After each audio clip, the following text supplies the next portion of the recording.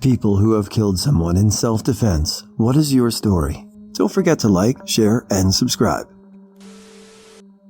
I'll assume you meant this to be serious, so I'll treat it as such. One evening I was walking up the many stairs of my apartment complex because the fucking elevator was broken again, and as I turned the corner I was ambushed by a guy with a knife. He rushed me, and I panicked and simultaneously fell backwards while grabbing hold of him with my outstretched hands to keep him away from me. I'm not entirely sure what happened as I hit my head on the floor and blacked out for a few seconds, but when I came to, he had gone over the railing, fallen 6 floors, and smacked his head open on the concrete below. I had a splitting headache and a large knife cut in my arm that was bleeding really badly. One of my neighbors came outside to see what was going on and got me to the hospital where I was stitched up and kept overnight for observation and to have x-rays and shit like that done. When I was discharged, I went home and a cop came round to take a statement. As far as anyone could tell, the guy who attacked me had several mental issues and instead of taking his medication, tried to self-medicate with drugs. I still feel bad about the whole thing, to be honest. I've told this story many times, but it's worth being known. TLDR. My dog alerted me that someone was on my porch. A homeless man entered my house as I was trying to flee with my son. He had a knife and said he was there for me and cried that I ruined our day. You can walk through a small amount of woods and a small clearing and be at our backyard fence, which has a gate that opens into the clearing. My dog and I got home from work after dark. We walked the trash can from the street to the backyard when I noticed the back gate was open. It was unusual, but I assumed my kid did it. My dog usually has zoomies after using the restroom, but this time he stopped mid-pee and came to me, facing towards our porch, and was growling with his belly almost touching the ground. He's never done anything like that, so I knew something was amiss, but not necessarily wrong. I was thinking maybe a deer was on our porch. In hindsight, yeah, a deer opened the back gate and went up the stairs onto the porch. He's planning to grill later. That's reasonable. I couldn't see the entire porch because the light was off and part of the porch is kind of around a small corner, so not visible from every angle. It was extremely alarming that the light was off because it's on a timer. At that point, I assumed the worst and immediately went into survival mode. I snatched up my dog and bolted back around to the garage, hit the exterior keypad to close it, threw my dog in the bed of my truck so my dog, wouldn't follow me. I 100% banked on the fact that if there was indeed a guy following me, he would think I went into the garage and try to follow me into my house through my laundry room, which is exactly what happened, but I didn't know at the time. Regardless, it was okay because that door is always locked.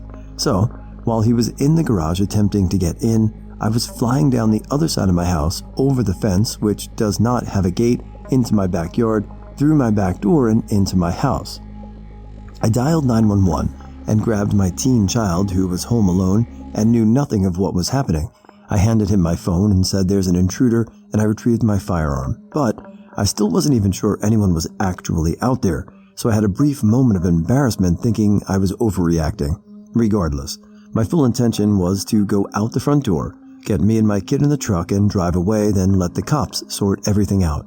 Nothing in my home is worth sticking around for or putting my kid or myself at risk, and any number of things could have gone wrong if we stayed. My gun could have jammed, the person could have been on drugs and had super strength, there could have been more than one person. I didn't know and was unwilling to find out. Unfortunately, we're kinda stupid and had our literal house key hanging from a string right by the garage door button. It's because that door automatically locks and everyone kept getting locked out. So right as my kid and I came down the stairs, which are directly next to the laundry room, this absolutely terrifying man turned the corner with a large hunting knife in his hand and zip ties on his belt, looking like he's dressed for paintball or a military training program, but a homeless version. I cannot overstate how absolutely terrifying this man looked. So we all stopped. He was in the entryway. I was 2 and 3 steps from the bottom and my kid was on the landing behind me. I told him we just want to leave. He said he didn't know anyone else was home and thought I had the house to myself and that he was just there to see me. It didn't seem to register to him that I had a gun pointed at him. He said, "The boy can go, but you need to stay. This is our day, and I know you're ready for it," or something similar about our day and being ready. I'd never seen this man before. I began to say, "Take another step and I'll shoot you." But the second I said he lunged, so I shot him twice in the chest on purpose and mistakenly fired a third shot which grazed the top of his head as he was falling near the bottom of the staircase. He was wailing, "This was supposed to be our day! You're ruining it! Our day!" as he tried to get up and stab at my legs and feet. The wailing cry or scream was the worst sound I've ever heard. My kid kicked the knife away and dropped a knee on his neck. Then we tried to use his own zip ties to tie his hands, but couldn't figure them out, so we just stood over him while he bled out, crying about how I ruined our day. The police did not try to save him or call an ambulance until well after he died, which I am eternally grateful for. My spouse rolled up in an Uber about 15 minutes later and was extremely freaked out while we were just numb. Pierre, the Uber driver, stayed with us for over 3 hours out of kindness and would not accept payment at all. He really helped my husband stay emotionally grounded, which allowed my husband to better emotionally support us. Both my kid and I gave a statement, and they took my firearm, and also our shoes, but I still have no idea why. We were supposed to go give a formal statement later at the station, but I instead called a defense attorney who handled everything on my behalf. No charges were brought against me, and I got my firearm back 2 months later. The man was a grifter from Kentucky who made his way down to Texas after spending time in prison for countless robberies and public intoxication and even a child abuse charge from when he was a 19-year-old, but no rape or murder or anything that would indicate he was this bad. The police found his camp in the wooded area behind our house and said he likely lived there for months. Literally, from start to finish, this entire situation took less than 4 minutes, and then the police arrived 2 minutes later. From the 911 call to the police arriving was 6 minutes. If any of us would have gone onto the back porch from the back door rather than the way I came through the yard, he absolutely would have gotten us. Almost the entire thing is on video because my son was on a video call with his girlfriend who heard what was going on and had the foresight to screen record and not freak out while calling 911 from her landline.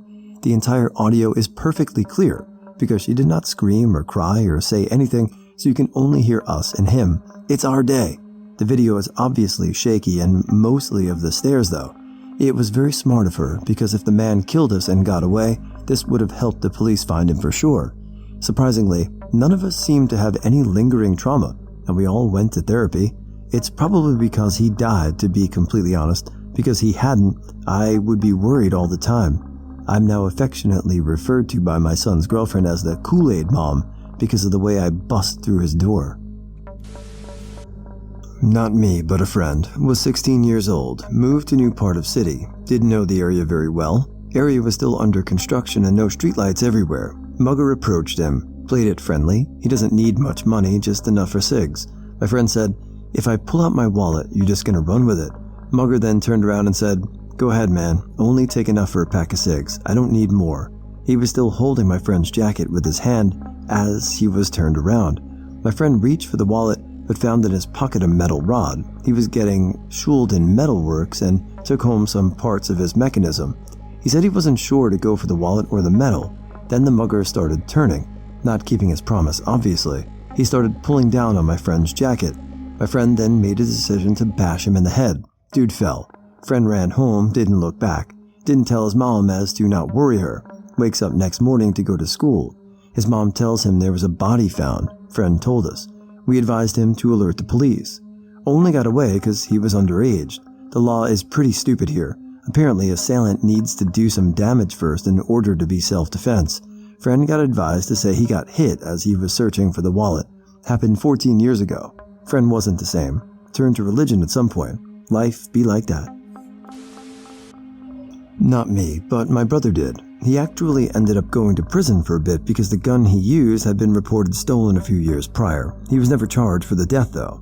He used to be a bit of a drug dealer. He claimed it was just weed, but it isn't really relevant, I guess. Anyway, one night he was asleep on his couch in his upstairs apartment and 2 guys broke in and threatened him with what looked like a gun. It turned out that their gun wasn't actually a real gun. It was essentially a BB gun, but one that looked more real. He woke up and pulled out an actual pistol from under the cushion he was sleeping on and told them to get the fuck out. One of the guys tried to fight him for the gun. My brother shot the guy, and the other ran away. The guy who was shot died pretty much instantly. My brother called 911 and was questioned and released immediately. Apparently the story from the other guy was that they had planned to rob my brother and assumed he would just be scared of the gun and hand over the weed they wanted. It really fucked my brother's head up. I remember him calling me the next day, crying so hard I could barely understand him. He always acted like a tough guy, like he was hard and all that, but taking another person's life affected him more than I think he realized it would. When I was 22, my brother and I were in the alley behind my house waiting for our heroin guy to show up, and out of nowhere a couple of guys were there trying to rob us. We were preoccupied and somewhat fucked up, so we really didn't notice anyone around. My brother commenced trying to fight these two guys and ended up getting hurt pretty bad. I stabbed one of them. He went down, the other guy ran off, and I beat on him for a while. My neighborhood called the police while all this was happening. The person I stabbed ended up dying from blood loss and being kicked in the head repeatedly a few days later. Obviously, we thought we had done nothing wrong, and against my better judgment, had told the police everything. 3 days later, I was arrested and eventually pled to second-degree manslaughter. I served 11 of my 15-year sentence. I know someone who was attacked by a group of her friends years ago. They were trying to kill her, broke several bones and kicking her head, stomping on her with high heels, etc. She fought back and ended up killing one of them. I don't remember how, but I'm pretty sure it was with a sharp object or heel or puncture wound. She ended up being in prison for a long time. They even made one of those Snapped episodes about her and made her out to be some cold-blooded murderer. Also had a friend that died after getting in a fight with another friend in the backseat of a car going down the highway. The door opened and he fell out. I've told this story before on Reddit. This happened a few years ago. I was surfing Netflix after I just cooked myself a steak. 10 minutes into eating, my TV goes black and I see someone inside a closet behind me. We both see each other and he jumps out of the closet. I grab my knife I was using to cut my steak and told him to get out. He jumps me and we tussle on the ground and I keep telling him to stop because I don't want to harm him. I eventually get him off me and we both stood up. He again jumps towards me, but this time I swung my knife at him. I got him 2 times and falls on me and starts trying to gouge my eyes. I get on top of him and stab him in the neck twice. I call the cops and keep an eye on him. I could hear the air bubbling out of his throat. He died in front of me. I got bad PTSD after it. I removed the closet and had many, many nightmares. Went into therapy and started to feel normal. 2 months ago, I had a leak in a pipe leading to a bathroom. I got under my house and I saw a large pebble of dried blood and I nearly backed out. I had to call someone to clean and fix the leak. Because of this, I still have bad dreams, but they aren't that bad. I feel sorry for hurting him, but I really hate him for the psychological harm he's done to me. My good friend's cousin, he went to a gas station in the middle of the night for a pack of cigarettes. There was a crazy guy outside at the same time. He comes out of the station and this is when the sketch pad comes over and asks him for a smoke. My friend's cousin gives him a smoke and starts to walk back home. Sketchpad jumps him from behind, they start to tussle around. Cousin gets the upper hand and gets stabbed for his efforts. He tries to get away, but Crazy Man won't have any of that. So my friend's cousin managed to get a tree branch and he ended up beating this insane man up and he ended up killing him on the scene. It wasn't so much as self-defense, but I was helping an old lady who was having trouble with her phone. I was holding a cup of spicy lime juice with chili and ginger in my left hand. A guy came up to her, seeing she was arranging the cash she took from the bank into a purse. He took out a knife and asked her to hand over the bag. At first I thought of calling the bank security, but as I turned around I saw him placing the knife to her neck and staring at me. I felt a chill down my spine, so I asked her to give him the money, and as she handed him the purse, I splashed the drink all over his face, and he screamed because of the spice going into his eyes. I tried to get the knife from him, but he started swinging it, so I pulled the lady back. I got a small cut on my left shoulder, but before I realized it, he stumbled on my foot and fell down, stabbing himself in the chest. He didn't die instantly, but I didn't have time to care about him, so I took the lady to the security outside the bank. I told him what happened and he went to check on the man, but he had already died. I didn't get charged with much because I was a minor and it was considered self-defense. It happened a year ago. Nice bank. Oh boy. So I was a babysitter for a 5-year-old girl. Her parents were on a trip to Hawaii at the time. I took the job because it paid really well, apparently. I wasn't the only one who about the trip, because about 2 days into the job, I woke up to banging on the door at 2:37 a.m. I quickly put the kid under the bed. There was space, I didn't suffocate her, and put on a football helmet. IDK, why I just did, probably for protection. I looked out the peek hole thingy and saw the top of a man's head who had been trying to pick the lock after he couldn't knock it down. I walked quietly to the kitchen and grabbed a knife because I didn't know what else to do. And OMFG, I heard the lock unlock and my heart dropped. I hid behind the counter and called 911, and I'm so stupid for not calling them before. I put my phone on silent and waited. I waited for about 30 seconds before hearing footsteps approaching. I prepared, and his dude with a gun came around the corner of the counter. He pointed at me, and I tried to scream, but my mouth and throat were dry, and I couldn't scream loud enough. When he realized I was trying to scream, he pulled the trigger and turned away. He thought it shot me, but when he realized it didn't shoot, and I did too, he realized he forgot to cock it. I jumped forward and stabbed his inwards of his thigh. I heard of an artery there or something, and grabbed the gun so he couldn't cock it, and stabbed him again in the stomach. He passed out a few seconds later. Maybe I did get an artery, or pain, or shock. Cops came, and I later found out he died of blood loss. I did my best to clean the blood and didn't tell the girl. Who would? One day I went camping by myself in an area that was very remote in the woods. There were stories of people going missing in the area, but I figured they were all just stories people tell around the campfire. I was able to find a good spot to set up my gear just before nightfall. I set everything up and had a good fire going where you could see a good chunk of the tree line around the area, but anything beyond that was pitch dark.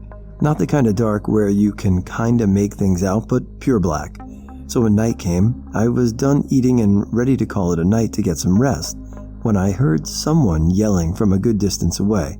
It was an area with a lot of wildlife, so I figured it was just an animal. Again, I heard shouting, but this time it was much closer than before, so close that I could make out the words they were saying and could confirm they were indeed from a human. It was hard to make out the exact words, but it sounded a lot like, "I'm warning you, back off." As luck would have it, I brought my hunting bow and arrows along and had it at my ready, while I crouched low to the crowd to avoid any detection from whoever it was getting closer to me. Not before long, I heard the footsteps no further than 30 feet from my location behind some trees. The guy appeared from behind a tree to look at the direction of my campfire, but I was hiding to his left and had a good shot at his head in case he tried something. He then pulled out what looked like a dagger and held it up ready to stab anyone he found in the area. I knew this guy was bad business and had to kill him before he found me or called out for help. I shot him in the head like dead on, almost immediately. I got a message that my stealth skill had leveled up and I got my bow skill up too. After looking, the bandit I found a Daedric dagger with a +10 strength enchantment on it. Shit was tight. I used to be an adventurer too, but then I took an arrow to the knee. TLDR. I was sexually assaulted, almost got raped, and accidentally killed a man. I was 18 and already going through the usual teenage girl syndrome of not trusting random men. I'm always on guard and make sure to physically protect myself thanks to my father raising me to be a fighter. Being sexually assaulted, unfortunately, is not something I'm new to. So I'm getting out of class at my community college at night, 9:30 p.m., and my father, who usually picks me up on Tuesdays and Thursday nights, was knocked out cold. Now, my house was only a 20-minute walking distance from the community college, and I'm a country girl who used to live in bumfuck nowhere before moving to the suburbs, so I don't mind walks. But it was dark, and the road that led back to my village was dark 95% of the time, as the streetlights never worked properly. I hated walking down that road and avoided it like the plague at night. But this time, I had no choice, and all my friends who had cars left hours ago. So I'm walking down the road with my headphones on, more so as a means of comfort as I wasn't playing any music. The road is semi-dark with only 3 streetlights out of 10 working. I'm already uneasy as even at night the crickets would be making noise and I'd occasionally see deer prancing around, but it was dead silent. I couldn't even hear the stream nearby. I felt like someone was watching me from the woodland area across the road and tried my best to speed up my pace. My intuition was right, and some homeless-looking man came out of the wooded area to try to get directions to the nearest Publix. I told him there wasn't one nearby within 10 kilometers. He wouldn't leave me alone and tried talking to me, and I wouldn't respond and just kept walking. One thing led to another, and before I knew it, he pushed me headfirst on the ground. It took me a minute to recollect myself due to the impact, and when I tried getting up, he tried taking off my shirt and undoing his pants. Instinct kicked in, and I instantly got scared. And when I'm scared, I get violent. I don't remember much of what I did as I semi-blacked out in a fit of rage, but I do remember there was a lot of blood. He cut me deep with a knife, and how I banged his head so hard that he was bleeding out on the ground. He wasn't moving. I tried to do what I could to keep him alive, but he died instantly. He was light enough for me to drag his body in the woods and hide him deep in the bushes. I went back home in complete shock. I remember my father freaking out upon seeing me cut up, bloodied and bruised, but I couldn't say anything. I couldn't even cry. I felt cold all over and shivering, even though I do remember it was nearing the end of summer.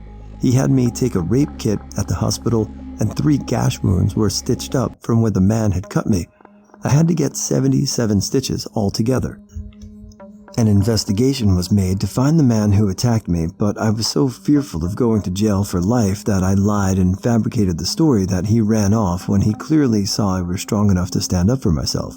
Understand, I'm a big black woman, and we already cards stacked against us anyways, and were always targeted. I had a future ahead of me and wanted to go to uni during that time and travel the world, and wouldn't if I were locked behind bars for trying to protect myself. I eventually told my father a few days later and even showed him where he was. He was still there, still lifeless, blood completely dried up. No one except me went into those woods because it was a haven for deer and other wildlife, and I was always there to clean up any rubbish people left while walking down the path to get to our village. My father didn't say anything, but took us back home. He didn't say anything about it after that except for, "You're safe, kid. That's all that matters." My father's a non-violent person by nature, but knows when you need to defend yourself against people. The police never found him because they presumed the man just left entirely. No search dogs, no local news, nothing. Before I graduated uni and began traveling overseas, I'd still go back to the woodlands to clean, but did my best to avoid the area the man was in out of sheer guilt. No one else in my family knows as far as I know, as I just covered my body with longer clothes. They believed our story that he just ran off. I'm 28, and this is the first time I've ever talked about this publicly, but 2 things scare me to my core. I'll get caught and be locked away forever, and that I actually killed someone when I just tried to use self-defense. It's caused me to have PTSD episodes where I zone out and remember that day and tremble. I'll either see visions of his dead body and maggots forming in him, or me actually being raped and him eventually killing me instead. The marks where he slashed me are still there, and my father refers to them as survival scars, but it's a heavy reminder of what I've done and how I now see myself as a quiet criminal.